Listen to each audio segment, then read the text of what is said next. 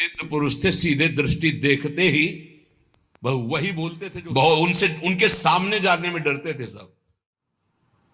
तो उनके गुरु भाई थे सिसोलर वाले महाराज जी। सुबह वो गंगा स्नान करके एक भक्त ने भिक्षा के लिए कहा था, तो भिक्षा के लिए गए। आपको आश्चर्य होगा, हमने दर्शन किए जाकर के, बिल्कुल विश्वास मानना। सीधे दृष्टि देखते ही वही बोलते थे जो उसके आचरण, बना लिया ऐसे वैसे। उनसे उनके सामने जाने में डरते थे सब। उनके भाई गुरु भाई थे, सिद्धों के राज्य में, ये भारत सिद्धों का है। रोटीराम बाबा का 9 बजे का समय, कुटिया में गुफा थी, उसमें जाते थे रात्रि के। तो 10-15 जने निज जन बैठे हुए थे। कहा, भाई आज हम जा रहे हैं। अब तो लगा कि रोज कुटिया गुफा में जाते, एक ऊपर झोपड़ी अंदर गुफा, और फिर निकलते थे दिन के 9 बजे, समाधिस्थ रहते थे।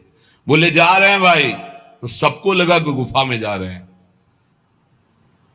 एक थे बहुत बड़े, 20-25 लोग राइफल लेके चल, पर उनका स्वभाव यही था, वो सीधे एक्सरा करके बात करते थे जिनसे बात कर।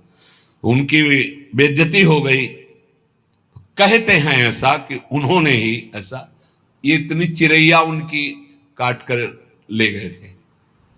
पर वो पहले से जानते थे। बोले, भाई हमारे जाने का समय आ रहा, आप सब लोग जाओ। तो सबको लगा गुफा में जाने की बात कह रहे हैं।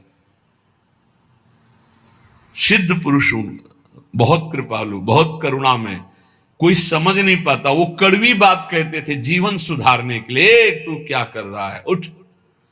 वो जो तो कहा कि साधु हो के ये सब, क्या तुझे परमात्मा पर विश्वास नहीं?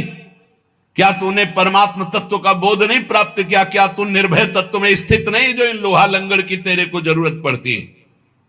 ऐसे वो कटु वचन। तो उनके गुरु भाई थे सिसोलर वाले महाराज जी।